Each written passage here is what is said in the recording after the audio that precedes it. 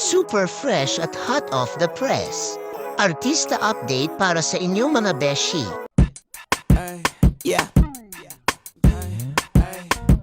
Si Kim Chu, parang taxi ang sasakyan laging puno. Kaya naman deserve niyang mag-rest sa kanyang kotse, kasi busy sa trabaho. Baka isang araw, maging self-driving car na rin siya para mapagod naman ang sasakyan. Hindi siya. Deserve ni Kimi mag-rest dahil sa dami ng kanyang trabaho.